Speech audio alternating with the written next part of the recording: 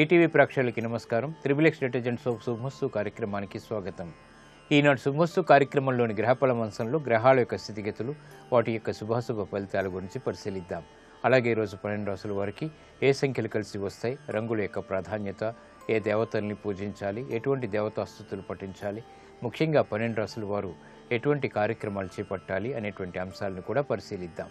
ముందుగా నేటి పంచాంగ వివరాలు. శ్రీ జైనామ సంవత్సరం శ్రావణ మాసం, దక్షిణాయనం, వర్ష ఋతువు. ఈరోజు శ్రావణ శుద్ధ విధియ మంచి కార్యక్రమాలకి బాగా ఉపకరిస్తుంది. ముఖ్యంగా విద్యా సంబంధిత ప్రయత్నాలకి బాగా లాభిస్తుంది. వారం ఇందువారం లేదా సోమవారం. ఈరోజు చేపట్టేటువంటి అన్నదానం, వస్త్రదానం చంద్రుడి ద్వారా ఏర్పడేటువంటి రుగ్మతల్ని పోగొడుతుంది. ఇక ఈరోజు నక్షత్రం ఆశ్లేష నక్షత్రం. ఈరోజు ఈ ఆశ్లేష నక్షత్రంలో ఏ పాదంలో పుట్టినప్పటికీ కూడా ప్రబల శాంతి తప్పనిసరి. అలాగే ఈరోజు ఈ ఆశ్లేష నక్షత్రంలో పుట్టేటువంటి వారికి బుధ మహాదశతోటి ప్రారంభమవుతుంది. ప్రస్తుతం బుధుడి యొక్క స్థితి మిథున క్షేత్ర స్థితి, స్వక్షేత్ర స్థితి, శుక్రుడితోటి కలయిక ఉంది. కాబట్టి ఇది ఆధిపత్యత శుభుడైనప్పుడు అనుకూల లగ్నాల్లో మంచి యోగాన్ని కలిగించడంలో సమర్థత కలిగి ఉంది. శ్రావణ మాసం ప్రారంభమైంది కాబట్టి శ్రావణ మాసంలో చేసేటువంటి ఆధ్యాత్మిక కార్యక్రమాలు అమ్మవారి యొక్క అనుగ్రహాన్ని కలిగిస్తాయి. ముఖ్యంగా శనగల దానం ఈ మాసంలో బృహస్పతి యొక్క ప్రతికూల పరిస్థితిని దూరం చేసి శుభ ఫలితాన్ని కలిగిస్తుంది. ఇక ఈరోజు 12 రాసుల వారికి ఏర్పడేటువంటి శుభాశుభ ఫలితాన్ని పరిశీలిద్దాం. ముందుగా మేషరాశి. ఈరోజు మేషరాశి వారిని పరిశీలించినట్టయితే ఆధ్యాత్మిక కార్యక్రమాల్లో పాల్గొంటారు. ఆశించినటువంటి ఫలితాలు ఆర్థికంగా ఆలస్యంగా దగ్గరవుతాయి. చేపట్టేటువంటి కార్యక్రమాల్లో ఏర్పడినటువంటి ప్రతికూల పరిస్థితుల్ని సవరించుకునేటువంటి అవకాశాలు కూడా దగ్గరవుతాయి. వృత్తి, వ్యాపార, ఉద్యోగ సంబంధిత కార్యకలాపాలని సజావుగా పూర్తి చేయగలుగుతారు. ఆరోగ్య విషయంలో ప్రతికూలత ఉన్నప్పటికీ తగ్గుతుంది. వృత్తిలో ఏర్పడేటువంటి ఆర్థిక సమస్యలకు పరిష్కారాలు కూడా లభిస్తాయి. కుటుంబ సఖ్యత ఏర్పడుతుంది. ఈరోజు మీ అదృష్ట సంఖ్య 2. తెలుపు వర్ణం ప్రశాంతతని పెంచుతుంది. ఆహ్లాద సంఘటనల్ని ఆహ్వానిస్తుంది. అనుకూల దైవం ఆంజనేయ స్వామి. ఈరోజు ఈ రాశివారు ఆంజనేయ స్వామిని దర్శించి నమస్కరించి పూజించడం ఉత్తమం. శ్రీ ఆంజనేయ స్వామికి చేసేటువంటి తమలపాకు పూజలు, ఆధ్యాత్మిక కార్యక్రమాలు మనోధైర్యాన్ని పెంచి తద్వారా విజయాన్ని దగ్గర చేస్తుంది. నూతన వ్యాపార ఒప్పందాలు ఈరోజు మీకు లాభిస్తాయి. ఈరోజు వృషభ రాశి వారిని పరిశీలించినట్టయితే ప్రయాణాల ద్వారా ప్రయోజనాలు సాధించగలుగుతారు. ఆర్థికపరమైనటువంటి అంశాల్లో అనువైనటువంటి మార్పులు ఆనందాన్ని కలిగిస్తాయి. వ్యాపార దక్షత పెరుగుతుంది. కుటుంబ వ్యవహారాల్లో ఏర్పడినటువంటి సమస్యలకు పరిష్కారాలు లభిస్తాయి. విదేశీ వ్యవహారాల్లో ఆశించినటువంటి ప్రయోజనాలు దగ్గరవుతాయి. విద్యాపరమైనటువంటి అంశాల్లో ఆశించినటువంటి ప్రయోజనాలు దక్కుతాయి. కుటుంబపరమైనటువంటి వ్యవహారాలు ఆనందాన్ని కలిగిస్తాయి. స్వతంత్ర నిర్ణయాలు తీసుకోగలుగుతారు. ఈరోజు మీ అదృష్ట సంఖ్య 9. ఎరుపు వర్ణం ధైర్యాన్ని కలిగిస్తుంది. సాహస నిర్ణయాలు తద్వారా విజయాల్ని దగ్గర చేస్తుంది. అనుకూల దైవం సుబ్రహ్మణ్య స్వామి. ఈరోజు ఈ రాశి వారు సుబ్రహ్మణ్య స్వామిని దర్శించి నమస్కరించి పూజించడం ద్వారా ఉత్తమ ప్రయోజనాల్ని సాధించగలుగుతారు. సుబ్రహ్మణ్య స్వామికి చేసేటువంటి ఆధ్యాత్మిక పూజలు, ఎర్రటి పుష్పాలతో చేసేటువంటి పూజలు మంచి ఫలితాలని కలిగిస్తుంది. మనోధైర్యాన్ని పెంచుతుంది. ఆత్మవిశ్వాసాన్ని పెంపొందింపచేస్తుంది. కోర్టు సంబంధిత వ్యవహారాలు, ప్రక్రియలు, సంభాషణలు ఈరోజు మీకు లాభిస్తాయి.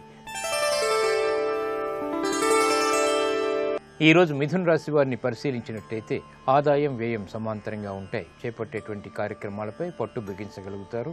అలంకరణకి ప్రాధాన్యతనిస్తారు. స్నేహితుల ద్వారా లబ్ధి పెంపొందింప చేసుకునేటువంటి అవకాశాలు దగ్గరవుతాయి.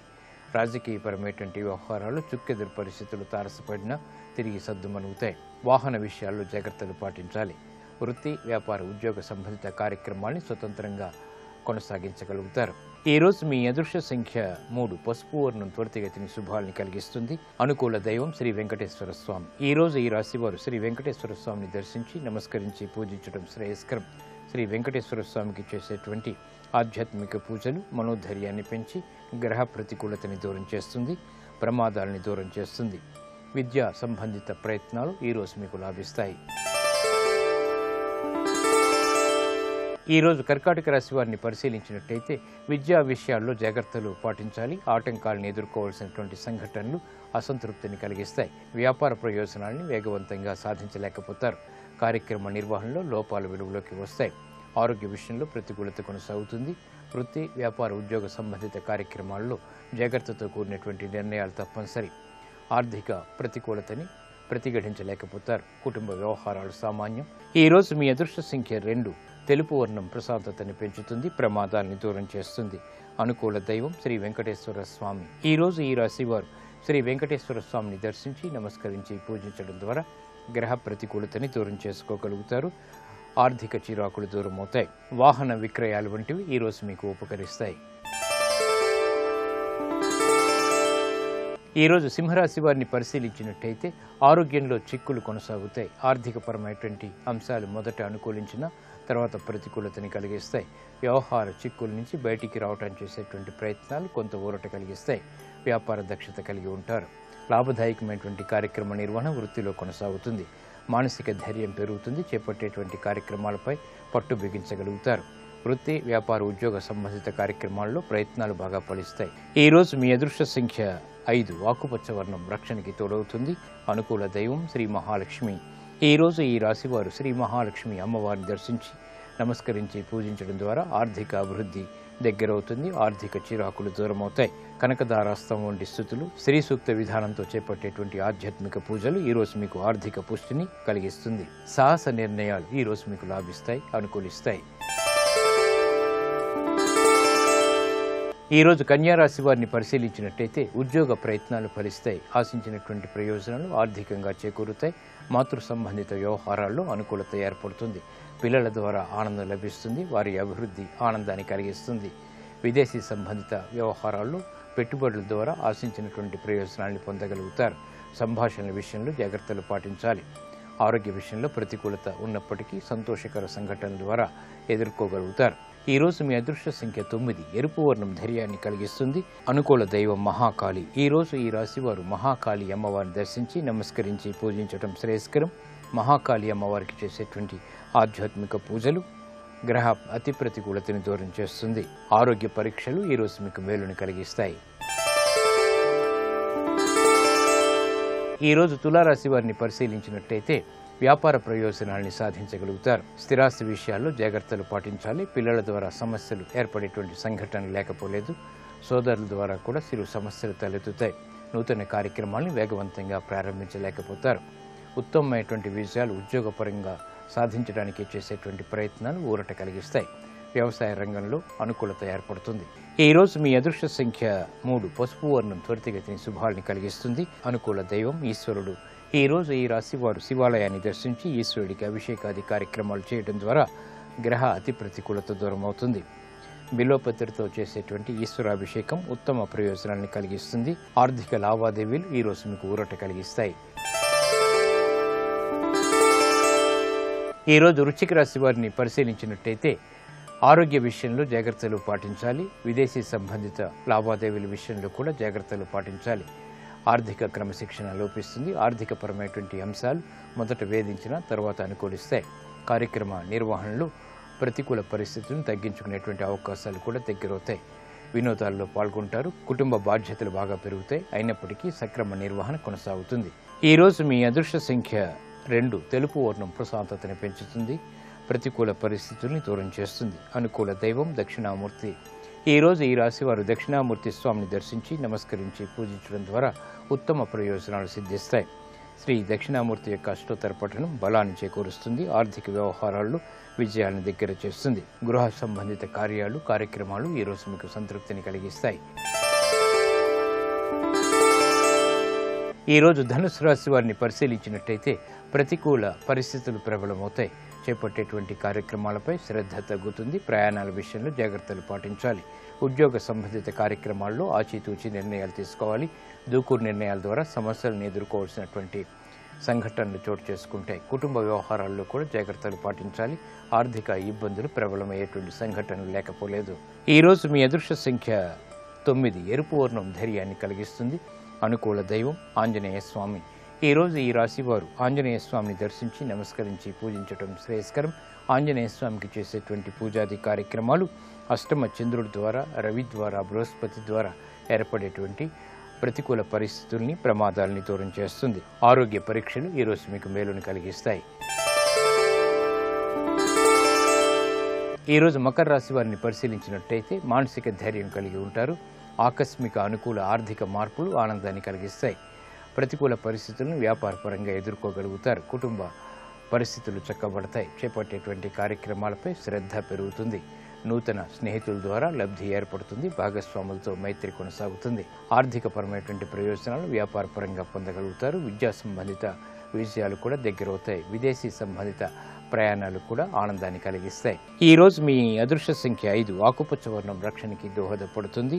అనుకూల దైవం ఈశ్వరుడు. ఈ రోజు ఈ రాశి వారు శివాలయాన్ని దర్శించి ఈశ్వరుడికి అభిషేకాది కార్యక్రమాలు నిర్వహించడం ద్వారా ఉత్తమ ప్రయోజనాన్ని పొందగలుగుతారు. మానసిక ప్రశాంతత పెరుగుతుంది.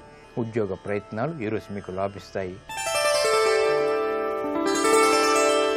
ఈరోజు కుంభరాశి వారిని పరిశీలించినట్టయితే ఉద్యోగ వ్యవహారాల్లో అనుకూలత ఏర్పడుతుంది. కోర్టు సంబంధిత వ్యవహారాల్లో జాగ్రత్తలు పాటించాలి. మిత్రులు శత్రువులయ్యేటువంటి సంఘటనలు మనస్తాపాన్ని కలిగిస్తాయి. వ్యవహార దక్షతతో కూడినటువంటి కార్యక్రమ నిర్వహణ వ్యాపారరీత్యా కొనసాగించగలుగుతారు. ఆర్థికపరమైనటువంటి ప్రయోజనాలు వ్యాపారరీత్యా పొందగలుగుతారు. వృత్తిలో అభివృద్ధికి చేపట్టేటువంటి కార్యక్రమాలు ఆటంకాలను కలిగించినప్పటికీ అభివృద్ధిని కూడా కలిగిస్తాయి. ఈ రోజు మీ అదృష్ట సంఖ్య 2. తెలుపు వర్ణం ప్రశాంతతను పెంచుతుంది. ఆహ్లాద పరిస్థితుల్ని ఆహ్వానిస్తుంది. అనుకూల దైవం మహాకాళి. ఈ రోజు ఈ రాశివారు మహాకాళి అమ్మవారిని దర్శించి నమస్కరించి పూజించడం శ్రేయస్కరం. మహాకాళి అమ్మవారికి చేసేటువంటి ఆధ్యాత్మిక పూజలు గ్రహ అతి ప్రతికూలతని దూరం చేసి ఆనందకర సంఘటనని ఆహ్వానిస్తుంది. స్థిరాస్తి నిర్ణయాలు ఈరోజు మీకు లాభిస్తాయి. ఈ రోజు మీనరాశి వారిని పరిశీలించినట్టయితే వాహన సౌఖ్యం కొనసాగుతుంది. విద్యాపరమైనటువంటి విజయాలు చేజిక్కించుకోగలుగుతారు. సూక్ష్మతతో కూడినటువంటి కార్యక్రమ నిర్వహణ తద్వారా విజయాలు ఆనందాన్ని కలిగిస్తాయి. విదేశీ వ్యవహారాల్లో కూడా అనుకూలత ఏర్పడుతుంది. కార్యక్రమ నిర్వహణలో ఏకాగ్రత పెరుగుతుంది. శారీరక శ్రమ అధికంగా ఉన్నప్పటికీ సంతృప్తికర సంఘటనలు విజయాన్ని తెచ్చిపెడతాయి. వ్యాపార నిమిత్తమే చేపట్టేటువంటి కార్యక్రమాల్లో ప్రోత్సాహం లభిస్తుంది. ఈ రోజు మీ అదృష్ట సంఖ్య 2. తెలుపు వర్ణం ప్రశాంతతను పెంచుతుంది. అనుకూల దైవం ఈశ్వరుడు. ఈ రోజు ఈ రాశివారు శివాలయాన్ని దర్శించి ఈశ్వరుడికి నమస్కరించడం శ్రేయస్కరం. ఈశ్వర స్తుతి, ఈశ్వరుడికి చేసేటువంటి అభిషేకాది కార్యక్రమాలు ఈరోజు మీకు మనోధైర్యాన్ని పెంచి గ్రహ అతి ప్రతికూలతని దూరం చేస్తుంది. రుణ ప్రయత్నాలు ఈరోజు మీకు లాభిస్తాయి. ఇప్పుడు ఆరోగ్యం ఆయుర్వేద మంచంలో ఆయుర్వేద వైద్య విశేషాలు తెలుసుకుంటారు.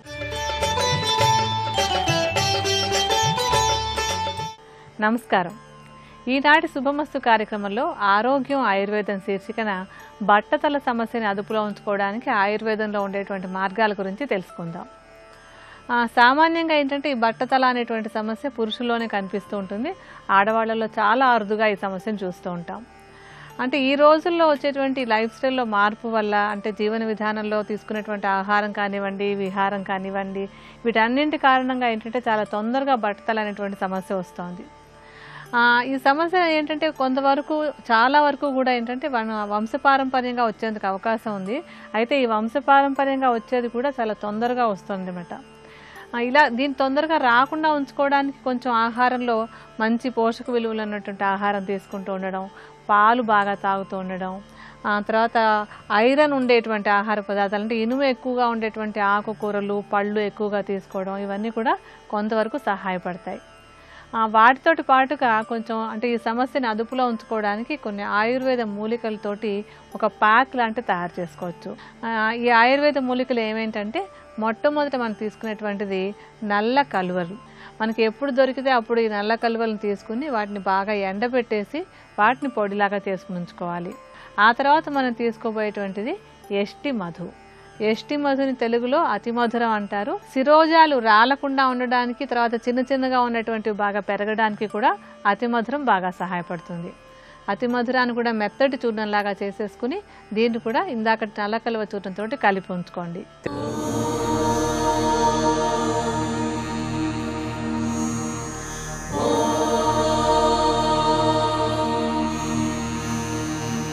గురుర్బ్రహ్మా గురుర్విష్ణుః గురుర్దేవో మహేశ్వరః గురుః సాక్షాత్ పరం బ్రహ్మ తస్మై శ్రీ గురవే నమః. హరి ఓం. అందరం కలిసి ఒక్కసారి ఈ ప్రార్థనా శ్లోకాలు అందాం. అవినయమపనయ విష్ణో దమయ మనః శమయ విషయ మృగతృష్ణాం భూతదయాం విస్తారయ తారయ సంసారసాగరతః దివ్యధునీ మకరందే పరిమళ పరిభోగ సచ్చిదానందే శ్రీపతి పదారవిందే భవభయఖేదచ్చిదే వందే సత్యపి భేదాపగమేనాథ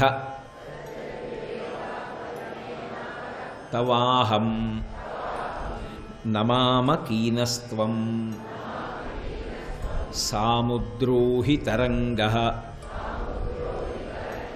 క్వచన సముద్రో నతారంగః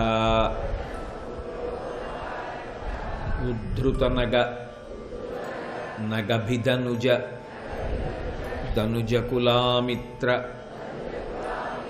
మిత్రశశిదృష్టే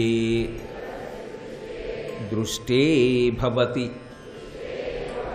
ప్రభవతి నభవతి కిం భవతిరస్కారః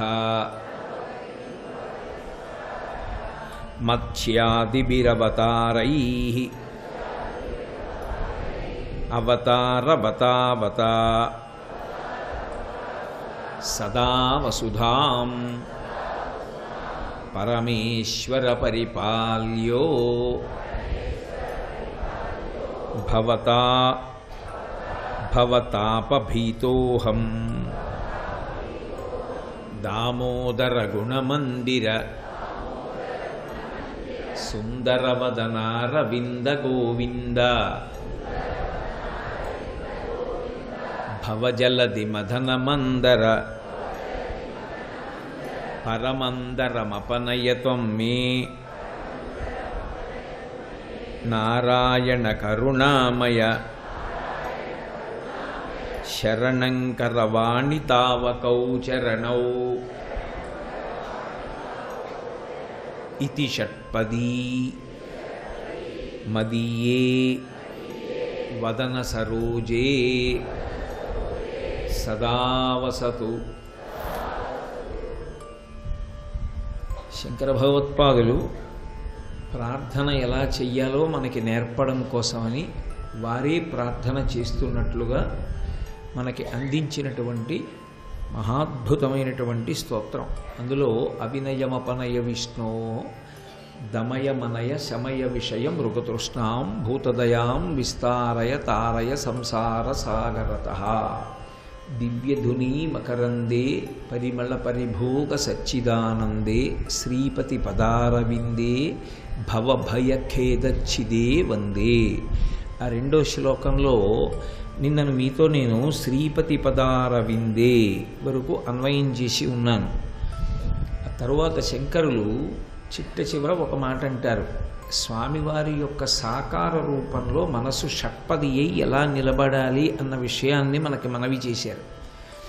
వారు మనని అనుగ్రహించి ఆ శ్రీపతి యొక్క పాదముల యందు మనసు పంచేంద్రియములతో కూడి షట్పదమై వెళ్ళి నిలబడి ఆ పరమభక్తితో ఆయన పాదముల నుండి జాలువారేటటువంటి ఆనందామృతాన్ని గ్రోలవలసి ఉంటుంది అని, అది ఒకసారి చేసేది కాదు. పరిభోగ సచ్చిదానందే సచ్చిదానంద స్వరూపుడైనటువంటి పరమాత్మ యొక్క పాదముల యందు ధ్యానము చెయ్యడము మొదలు పెడితే అది మళ్ళీ మళ్ళీ మళ్ళీ మళ్ళీ అనుభవించాలనేటటువంటి ఉత్సుకత తనంత తాను కల్పించగలిగినది. ఒకసారి అనుభవిస్తే ఇక మళ్ళీ ఏదో ప్రయత్నపూర్వకంగా మళ్ళీ సమయాన్ని నిర్ణయించుకుని అనుభవించడానికి ప్రయత్నం మనకక్కర్లేదు. మన మనసే ఉవ్విళ్ళూరుతుంది. మళ్ళీ ఎప్పుడు ధ్యానం చేద్దామా, ఎప్పుడు ఆ ఆనందం అనుభవిద్దామా అని ఉవ్విళ్ళూరుతుంది. అందుకే పరిమళ పరిభోగ సచ్చిదానందే, అది ఆ పాదములకు ఉన్నటువంటి గొప్పతనం. అందుకే ఆ పాదములు అరవిందములు. మనం వెంకటేశ్వర స్వామి వారి సుప్రభాతానికి సంబంధించిన ప్రపత్తిలో కూడా ఈ మాటలే వాడతారు. ఆనూపురార్చిత సుజాత సుగంధి పుష్ప సౌరభ్య నిర్భర సరోరుహ సౌమ్యవార్తాం అంటూ ఆనూపురార్చిత సుజాత సుగంధి పుష్ప అని మంచి సుగంధముతో కూడుకున్నటువంటి పద్మములు ఎంతవరకు అర్చన చేయబడి ఉంటాయి అంటే ఆనూపురార్చిత, ఆయన పాదములకు నూపురములు పెట్టబడి ఉంటాయి. అవి మీరు ఎప్పుడైనా వెంకటేశ్వర స్వామి వారి దర్శనానికి వెళ్ళినప్పుడు పరిశీలనాత్మకంగా చూస్తే కనపడుతుంది. ఏదో పాదం దగ్గర పెట్టి ఉండదు ఆ మంజీరం, లేదా మోకాలు దగ్గర కాదు, మోకాలికి పాదానికి మధ్యలో ఏటవాలుగా ఉంటుంది. ఇలా ఉండి ఇలా వెనక్కి పైకి తొడిగి ఉంటుంది, కిందకి మువ్వలు వేలాడుతుంటాయి. అటువంటి అందెలు తొడుక్కుని ఉంటాడు ఆయన. ఆ అందె ఒక్కొక్కటి ఇంత లావును ఉంటుంది, ఉండి దానికి మువ్వలు తొడిగి ఉంటాయి. అసలు అక్కడ నుంచి చూడాలి ఆ పాద సౌందర్యం ఎంత అద్భుతంగా ఉంటుందంటే అది వర్ణించడం సాధ్యం కాదు, అది అనుభవించాలంతే. అందుకే ఆయన తన పాదములను ఇలా చూపిస్తూ ఉంటాడు. ఆనూపురార్చిత సుజాత సుగంధి పుష్ప సౌరభ్య సౌరభకరౌ సమసన్నివేశౌ. ఆ నూపురములు ఎంతవరకు ఉంటాయో అంతవరకు పద్మముల చేత అలంకరింపబడినటువంటి పాద అరవిందములు కలిగినటువంటి వాడు. అవి సద్యో వికాసి సముదిత్వర సాంద్రనాగ సౌరభ్య నిర్భర సరోరుహ సామ్యవార్తాం సంయక్షు సాహస పదేషు విలేఖయంతౌ శ్రీవేంకటేశ చరణౌ శరణం ప్రపద్యే అంటాం. అప్పుడే అరవిరిసినటువంటి తామర పూల చేత అర్చింపబడినటువంటి పాదములు కలిగినటువంటి వాడు. ఆయన పాదములు అరవిందములు, ఆయన పాదములు అరవిందముల చేత అర్చింపబడి ఉంటాయి. అటువంటి శ్రీపతి పదారవిందే దాని యందు ఎవడు ధ్యానము చెయ్యడానికి అలవాటు పడి ఉన్నాడో వాడు ఒక్కసారి ఆ ప్రయత్నమునందు సిద్ధిని పొందితే చాలు, ఇక మళ్ళీ ప్రయత్నపూర్వకంగా చెయ్యక్కర్లేదు, ఇక మనస్సు అలవాటు పడిపోతుందండి.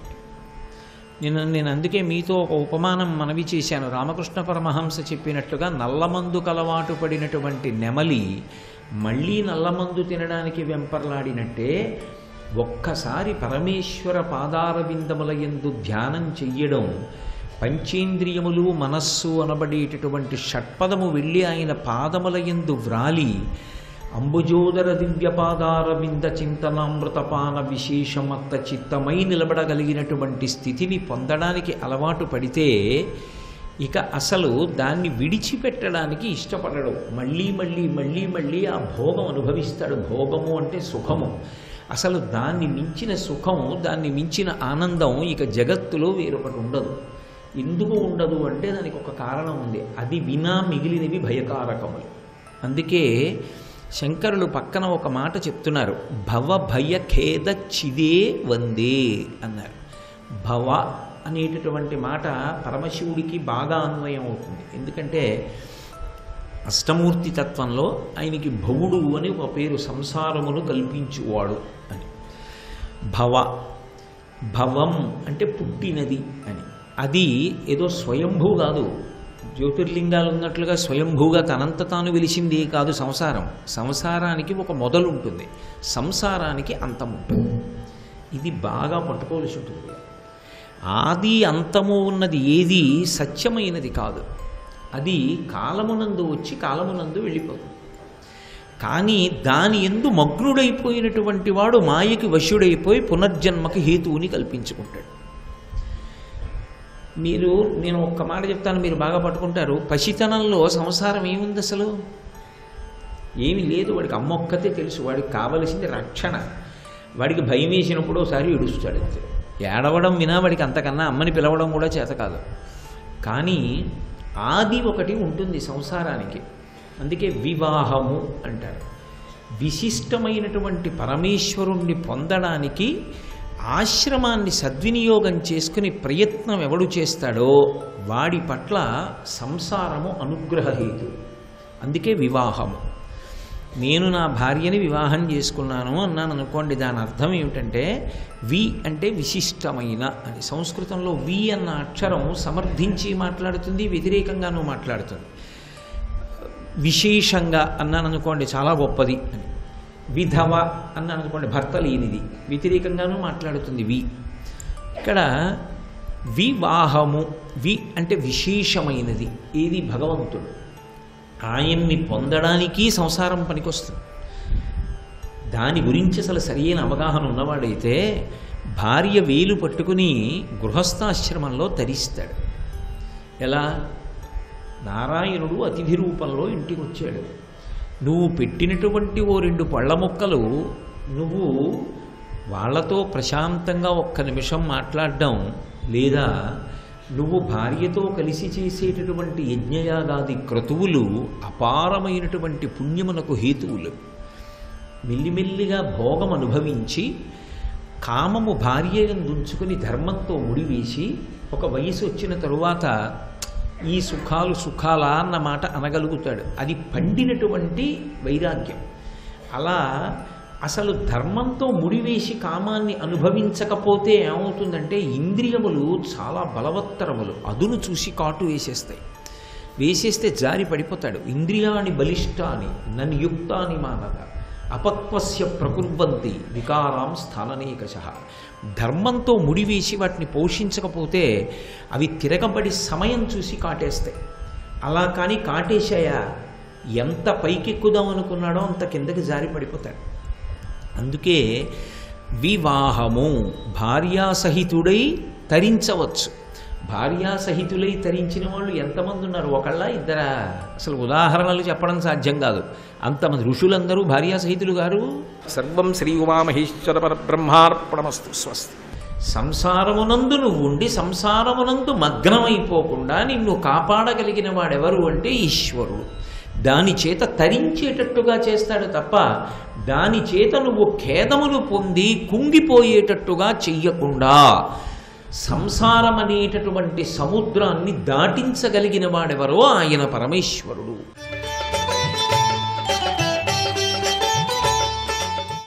ఈ బట్టతల సమస్య తొందరగా రాకుండా ఉండడానికి ఏంటంటే రసాయనిక పదార్థాలతో తయారైనటువంటి షాంపూలు కానీ, తర్వాత కండిషనర్లు కానీ, తలకి వాడేటువంటి రసాయనిక పదార్థాలు కానీ వాడటం తగ్గించుకున్నట్టయితే తొందరగా జుట్టు రాలిపోకుండా ఉండడానికి తోడ్పడతాయి.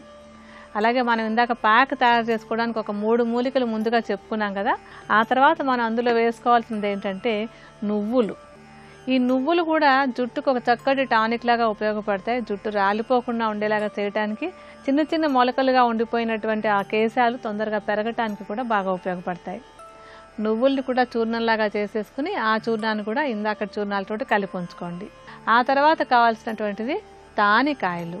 ఈ తానికాయలను కూడా బాగా మెత్తడి చూర్ణంలాగా చేసేసుకుని మనం ముందుగా తీసుకున్నటువంటి అతి మధురము, నల్ల కలువ, నువ్వులు, ఈ తానికాయలు, ఈ చూర్ణాలన్నింటినీ సమభాగాలుగా తీసుకుని కలిపి ఉంచుకోవాలి. ఈ మిశ్రమాన్ని వాడుకోవడానికి ఏం చేయాలంటే తల కోసం, అంటే తలకి ఎంత కావాలో అంత పరిమాణం, తగినంత పరిమాణంలో తీసుకుని దాన్ని ఒక పేస్ట్ లాగా చేయడానికి ఆవు పాలను కలుపుకోవాలి.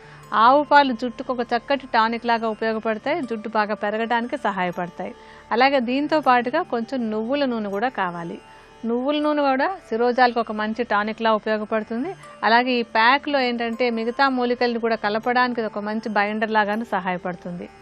కొద్దిగా పాలు, కొంచెం నువ్వుల నూనె కలిపేసి దీని ఒక పల్చటి పేస్ట్ లాగా తయారు చేసుకుని అంటే వెంట్రుకలు రాలిపోతున్నటువంటి భాగంలో ఒక ప్యాక్ లాగా, అంటే ఒక లేపనం లాగా రాసుకుని సుమారుగా ఒక 30-40 నిమిషాల పాటు ఉంచుకోవాలి. ఈ విధంగా వారంలో ఒక 3-4 సార్లు కనుక చేస్తూ ఉన్నట్టయితే బట్టతల సమస్యని తొందరగా రాకుండా ఉండేలాగా అదుపులో ఉంచుకోవడానికి ఈ మూలికలు బాగా సహాయపడతాయి. మరికొన్ని అనారోగ్య సమస్యలు, వాటికి ఉండేటువంటి ఆయుర్వేద పరిష్కారాల గురించి రేపటి శుభమస్తులు తెలుసుకుందాం.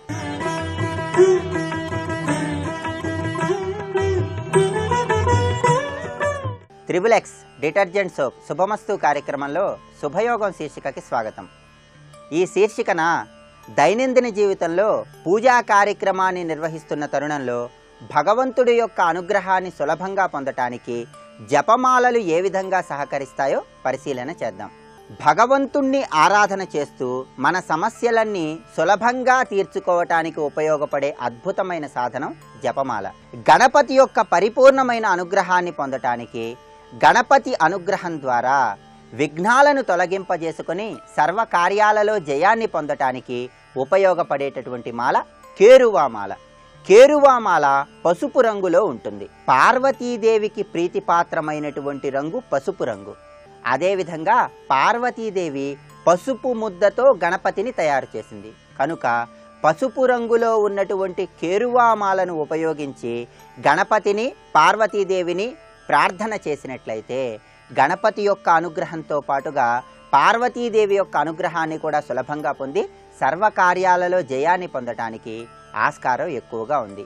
కేరువామాలతో గణపతి యొక్క అనుగ్రహాన్ని సులభంగా పొందాలంటే ముందుగా ఏదైనా బుధవారం నాడు గణపతి ఆలయంలో గణపతి విగ్రహం దగ్గర కేరువామాలను ఉంచి గణపతికి పూజ చేయించి గణపతికి ప్రీతిపాత్రమైనటువంటి గరికను నివేదన చేసి 21 ఉండ్రాలను గణపతికి సమర్పించి ఆ తరువాత ప్రతిరోజు కూడా కేరువామాలతో జపం చేసినట్లయితే చక్కటి పురోభివృద్ధిని సాధించవచ్చని, అన్ని కార్యాలలో జయాలు పొందవచ్చని చెప్పి మనకి శాస్త్రాలలో వర్ణించటం జరిగింది.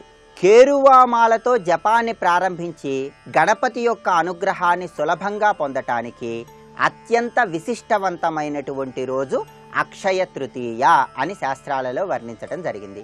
అలా అక్షయ తృతీయ నాడు కేరువామాలను ఉపయోగించటం వీలు కానటువంటి పక్షంలో ఏ నెలలోనైనా సరే బుధవారం నాడు కేరువామాలను ఉపయోగించి గణపతి యొక్క జపాన్ని చేయవచ్చు. కేరువామాలను చేతిలో ధరించి గణపతికి సంబంధించిన ఓం గ్లౌం గణపతయే నమః అనేటటువంటి మంత్రాన్ని 108 సార్లు జపించినట్లయితే మహాగణపతి యొక్క పరిపూర్ణమైన అనుగ్రహాన్ని పొంది సర్వకార్యాలలో జయాన్ని పొందవచ్చు. ఏ జపమాలనైనా సరే జపం చేయటానికి ఉపయోగించేటటువంటి తరుణంలో పూసను ముందుకు మాత్రమే తిప్పుతూ జపం చేయాలని కూడా శాస్త్రాలలో వర్ణించడం జరిగింది. 108, 54, 27 పూసలు ఉన్నటువంటి జపమాలలను ఉపయోగించవచ్చని, అలాంటి జపమాలల ద్వారా భగవంతుణ్ణి ఆరాధన చేసినట్లయితే చక్కటి సత్ఫలితాలను పొందవచ్చని శాస్త్రాలలో వర్ణించడం జరిగింది. కేరువామాల పసుపు రంగులో ఉంటుంది కనుక కేరువామాలతో గణపతి జపం చేసినట్లయితే పసుపు గురుగ్రహానికి సంకేతం కనుక గురుగ్రహ సంబంధమైనటువంటి సర్వదోషాలు తొలగించబడి గురువు యొక్క పరిపూర్ణమైన అనుగ్రహాన్ని సులభంగా పొందవచ్చు.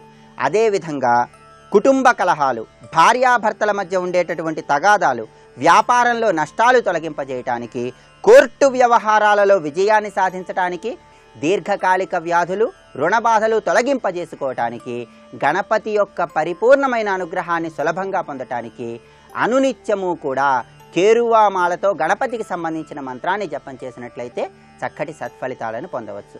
ఇంకా జపమాలకు సంబంధించిన మరిన్ని ఆసక్తికరమైన విశేషాంశాలను గురించి వచ్చే సోమవారం శుభమస్తు కార్యక్రమంలో శుభయోగం శీర్షికన తెలుసుకుందాం.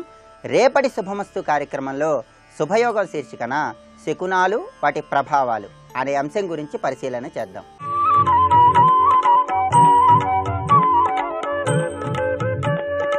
ఈటీవీ ప్రేక్షకులకు నమస్కారం. ట్రిపుల్ డిటర్జెంట్ సోప్ శుభమస్తు కార్యక్రమంలో కుజదోష పరిహారాల అంశంలో ముఖ్యంగా కుజుడు ఏ ఏ రాశులలో ఉన్న వాళ్ళకి దోషం ఇవ్వకుండా ఉంటాడు, జన్మతః దోష పరిహారం ఎలా అవుతుంది అనే క్రమాన్ని మనం పరిశీలిస్తున్నాం. స్వౌచ్ఛభ మిత్రజాతానాం పీడకోన భవేత్ కుజ, ఇది ప్రధానమైన సూత్రం. స్వ ఉచ్చ భ జాతానాం పీడకో న భవేత్ కుజ. సొంత రాశులైనటువంటి మేషవృశ్చికములు, ఉచ్చరాశి అయినటువంటి మకరము, మిత్రరాశులైనటువంటి కర్కాటక, సింహ, ధనుర్మీనములు, ఈ లగ్నాలలో లేదా ఈ రాశులలో జన్మించిన వాళ్ళకి కుజదోషము వర్తించదు. సహజ సిద్ధంగా ఏర్పడుతున్నటువంటి కుజదోష పరిహారం, ఈ అంశాన్ని మనం బాగా గుర్తించి పరిశీలన చేస్తుంటే ప్రధానంగా తుల, వృషభ, మిథున, కన్య ఈ 4 రాశులకు ఎక్కువగా కుజదోషం కనపడుతుంది. ఈ 4 రాశుల వారికి కూడా కుజదోష పరిహారాలు చెప్పబడ్డాయి. ద్వితీయే భౌమదోషస్తు యుగ్మ కన్యకయోర్వినా అని బుధరాశులైన మిథున కన్యలకు చెప్పబడింది. అలాగే ద్వాదశే భౌమదోషస్తు వృష తౌళికయోర్వినా అని వృషభ, తులారాశులకు చెప్పబడింది. అంటే శుక్ర బుధ రాశులకు కూడా కొన్ని పరిహారాలు, మొత్తం పరిహారాలు లేవు కానీ కొన్ని పరిహారాలు చెప్పబడ్డాయి. వీటితో పాటుగా ఇంకా వాచస్పత్యము అనే గ్రంథంలో, అంటే ఇది నిఘంటు, సంస్కృత నిఘంటు, చాలా పెద్ద నిఘంటు ఇది. ఈ నిఘంటువులో ఏం చెప్పారయ్యా కుజదోషం గురించి అంటే, కుజో మంగళోగ్రహ అష్టమో యత్ర జన్మలగ్నాత్ అష్టమస్థాన స్థిత మంగళగ్రహ రూప యోగభేదే సర్వ గుణాన్నిహత్యాశు విలగ్నాత్ అష్టమః కుజః. సర్వగుణాను నిహత్యాశు విలగ్నాత్ అష్టమః కుజః అని చెప్పి, అస్తగే నీచగే భౌమే శత్రుక్షేత్ర గతోపి వా కుజాష్టమేద్భవో దోషో నకించతు అపి విద్యతే. ఈ మాట కోసం శ్లోకం అంతా చదవాలి. ఏం చెబుతున్నారు? అస్తగే నీచగే భౌమి. కుజుడు అస్తంగతుడైన నీచులో ఉన్న శత్రుక్షేత్రగతోపివ, శత్రుక్షేత్రములలో ఉన్న, శత్రుక్షేత్రములేవి? ప్రధానమైనటువంటి గ్రహం ఒకటే బుధుడు. కుజుడికి పరమశత్రువు బుధుడు. శుక్రుడు సముడు, మిగతా వాళ్ళంతా మిత్రుడు. శని కూడా ఒక విధంగా సముడు మిత్రుడు, ఎందుకంటే ఉచ్చరాస్యాధిపతి కాబట్టి. కుజుడు సర్వసైన్యాధ్యక్షుడు, శని సైనికుడు మాత్రమే. కాబట్టి అక్కడ సైన్యాధ్యక్ష సైనిక భావము కనపడుతోంది కాబట్టి అక్కడ సమమైన ఫలితాన్ని ఇస్తున్నారు. పరమశత్రువు ఎవరు? కుజుడికి బుధుడు. ఈ బుధుడు వల్ల ఏం జరుగుతుంది? కుజానుగ్రహం సరిగ్గా లేకపోతే కోపం అధికమవుతుంది. కోపం అధికమైనప్పుడు బుద్ధి పనిచేయదు. మన తెలివితేటలన్నీ కూడా భయం వైపు పయనిస్తూ ఉంటాయి. మిథున రాశిలో, కన్యారాశిలో కుజుడు ఉండటం ద్వారాగా శత్రుక్షేత్రగతుడవుతున్నాడు. సూర్యుడితో కలవటం ద్వారాగా ఆ సూర్య ప్రభావం చేత అస్తంగత్వ దోషాన్ని పొందుతున్నాడు. అలాగే అస్తగే నీచగే, కర్కాటక రాశిలో కుజుడు ఉంటే నీచను పొందుతున్నాడు.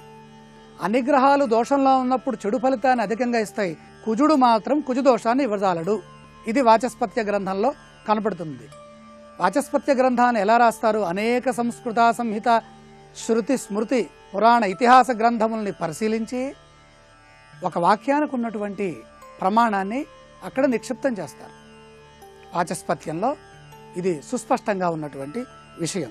అస్తగే నీచగే భౌమే శత్రుక్షేత్రగతోపివ కుజాష్టమేద్భవో దోషో నకించత్ అపి విద్యతే.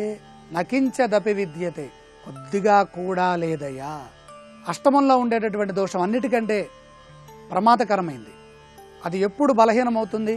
నీచులో ఉంటే బలహీనమవుతుంది. అలాగే అస్తంగతమైతే బలహీనమవుతుంది. శత్రుక్షేత్రంలో ఉంటే బలహీనమవుతుంది. అష్టమస్థానగతమైనప్పుడు కుజుడు మహాదోషాన్ని ఇస్తాడు. ఈ స్థానాల్లో ఉన్నప్పుడు దోషాన్ని ఎట్టి పరిస్థితుల్లోనూ ఇవ్వడు అని శాస్త్రం చెబుతోంది. మరిన్ని అంశాలు రేపటి శుభమస్తు కార్యక్రమంలో పరిశీలన చేద్దాం. ఇప్పుడు ఆరోగ్యం యోగా అనే శీర్షికన అనారోగ్య సమస్యల నివారణకై ఉపకరించే కొన్ని యోగాసనాలని పరిశీలన చేద్దాం. పొత్తి కడుపు తగ్గడం కోసం ఉపకరించే మయూరాసనం ఆచరణ విధానం. శారీరక వ్యాయామం లోపించడం వల్ల ఎక్కువసేపు కూర్చొని వృత్తి వ్యాపారాలు నిర్వహించే వారికి పొత్తికడుపు పెరిగే అవకాశం ఉంది. అలాగే మహిళలకు ప్రసవానంతరం పొత్తికడుపు అధికమవుతుంటుంది. ఈ పొత్తికడుపు నివారణకు మయూరాసనం విశేషంగా ఉపకరిస్తుంది. నేలపై కూర్చొని 2 చేతులు ముందుకు చాపాలి. ఈ చేతుల్ని ఛాతికి తాకిస్తూ కాళ్లు పైకి ఎత్తాలి.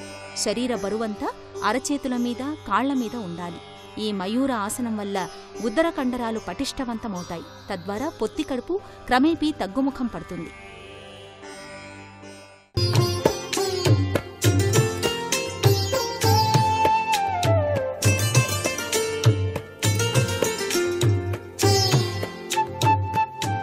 ట్రిపుల్ ఎక్స్ డిటర్జెంట్ సోప్ శుభమస్తు కార్యక్రమంలో గృహబలం అంశానికి స్వాగతం.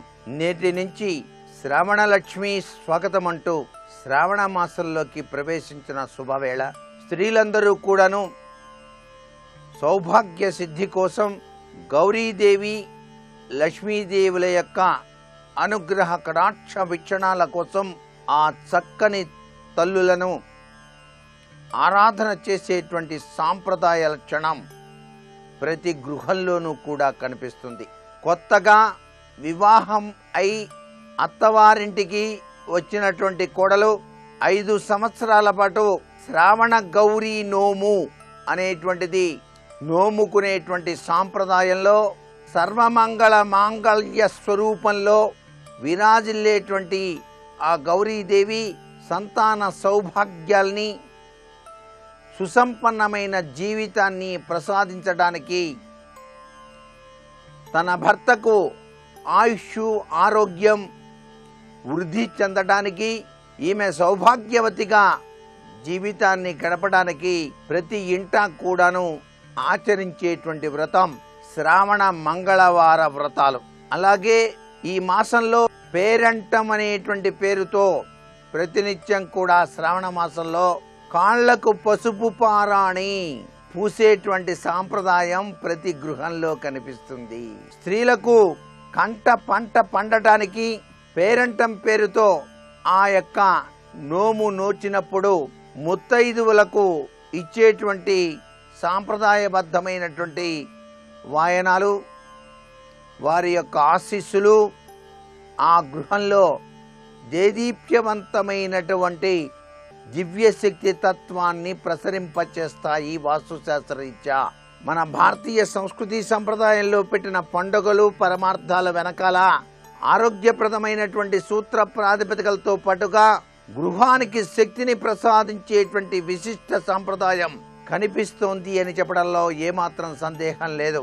ఇంటి ముంగిట రతనాల ముగ్గులు అమర్చి సింహద్వారానికి ఉన్నటువంటి గడపకు పసుపు రాసి చక్కగా కుంకుమ బుట్లతో అలంకరించి సింహద్వారానికి మామిడి తోరణాలు తగిలించి ఇళ్లంతా కూడా పరిశుభ్రంగా లక్ష్మీకళ ఉట్టిపడేటట్టుగా చేసుకొని అభ్యంగన స్నానాదులు నిర్వహించిన పిదప పూజామందిరంలో ఆవు నేతితో నిత్యం కూడా చేసేటువంటి ఆ దీపారాధన వెనకాల పరమార్థం లక్ష్మీ కటాక్ష సిద్ధిని, గౌరీదేవి యొక్క అనుగ్రహ కటాక్ష వీక్షణాల్ని ఆ ఇంటిలో విరాజిలింపచేస్తుంది అని చెప్పడంలో ఏమాత్రం సందేహం లేదు. కన్యలు కూడాను వివాహం కావడానికి కన్య గౌరీ నోము అని చెప్పేసి నోముకునేటువంటి సాంప్రదాయం కూడా ఉంది. ఇంటిలో వివాహం కావలసినటువంటి వారు కూడా ఈ శ్రావణ మాసంలో గౌరీదేవిని ఆరాధన చేసేటువంటి సాంప్రదాయం కనిపిస్తుంది. హే గౌరీ శంకరార్ధాంగి యథాత్వం శంకర ప్రియా తథా మాం కళ్యాణ కాంతకాంతాం సుదుర్లభాం అంటూ అమ్మా నీ అనుగ్రహ దీవెనలు వివాహ ప్రాప్తి యోగాన్ని ప్రసరింపజేయాలి అంటూ ప్రార్థన చేస్తూ కన్యలు గౌరీదేవిని కొల్చేటువంటి విధి విధానం కనిపిస్తుంది ఈ శ్రావణ మాసంలో. నూతనంగా వస్త్రాలు ధరించడం, పట్టు వస్త్రాలు, నూతనంగా తన భర్త తయారు చేయించి ఇచ్చినటువంటి బంగారు ఆభరణాల గలగలలు, ప్రతి ముత్తైదువు చేతిలో ఉండేటువంటి ఆ యొక్క పేరంటానికి వెళ్ళినప్పుడు వారు ఇచ్చినటువంటి వాయినపు మూట, శనగల మూట, అరటి పండు, తమలపాకులు, ఆమె ధరించినటువంటి బంగారపు గాజుల గలగలలు శ్రావణలక్ష్మి స్వాగతమంటూ పలుకరిస్తాయి ఈ మాసంలో ప్రతి గృహం వద్ద. ప్రతి గృహంలో కూడాను ధీటైన విభూతి రేఖలు ధరించి మెడలో రుద్రాక్షమాల వేసుకొని వేదాధ్యయనాన్ని అధ్యయనం చేస్తూ చక్కగా ఇంటిలోకి పండితులు వచ్చి వేదాధ్యయనం చేసి వారు ఇచ్చినటువంటి దక్షిణను తీసుకొని ఆశీస్సులు ప్రసాదించే అమృత తుల్యవంతమైనటువంటి మాసం ఈ శ్రావణ మాసం. విష్ణుమూర్తిని, పరమేశ్వరుణ్ణి, గౌరీదేవిని, లక్ష్మీదేవిని వీరందరినీ కూడాను కొలిచేటువంటి అద్భుతవంతమైనటువంటి మాసం ఈ శ్రావణ మాసం. ఈ శ్రావణ మాసంలో ఏ వీధిలో చూసినా సాక్షాత్తు గౌరీ, లక్ష్మి, వేద పండితులు ఇత్యాది రూపాలలో సాక్షాత్కరించేటువంటి ఆ యొక్క తత్వచింతన వెనకాల దాగిన పరమార్థం అద్వితీయమైన అనిర్వచనీయమైనటువంటి భక్తి తత్వాన్ని ప్రసాదిస్తూనే ఉన్నది. శ్రావణలక్ష్మి స్వాగతం అంటూ ప్రతి గృహంలోనూ పరమ పావనమైనటువంటి ఆ సౌభాగ్య కామేశ్వరీ దేవి తత్వంలో విరాజిల్లే గౌరీదేవిని పూజించి తరించాల్సిన పరిస్థితి ఇది. మరికొన్ని ముఖ్య విషయాలు రేపటి శుభమస్తు కార్యక్రమంలో తెలుసుకుందాం. ఇప్పుడు ఆరోగ్యం యోగా అనే శీర్షికన అనారోగ్య నివారణ కోసం యోగాసనాలు ఏమిటో చూద్దాం. పొత్తికడుపు నివారణకు ధనురాసనం కూడా ఉపకరిస్తుంది. అలాగే పొత్తికడుపు అధికంగా పెరగడం రాబోయే అనారోగ్య సమస్యలకు సూచికగా చెబుతారు. ఈ పొత్తికడుపు పెరగడం వల్ల శారీరకంగా అసమతౌల్య స్థితి ఏర్పడుతుంది. జీర్ణ సంబంధ సమస్యలు, జీవనశైలికి సంబంధించిన సమస్యలు ఉత్పన్నమవుతాయి. పొత్తికడుపు తగ్గించుకోవడానికి ధనురాసనం ఉపయుక్తమవుతుంది. నేలపై బోర్లాగా పడుకుని కాళ్ళు వెనక్కి మడవాలి. కుడికాలిని కుడి చేత్తో, ఎడమకాలిని ఎడమ చేత్తో పట్టుకుని శరీరాన్ని ధనువులా వంచాలి. ఈ స్థితిలో పొత్తికడుపుపై శరీర బరువు ఉంటుంది. అలాగే తలని పైకెత్తి ముందు వైపునకు దృష్టి సారించాలి. ధనురాసనాన్ని నిత్యం సాధన చేయటం ద్వారా పెరిగిన పొత్తికడుపు త్వరితంగా తగ్గుతుంది.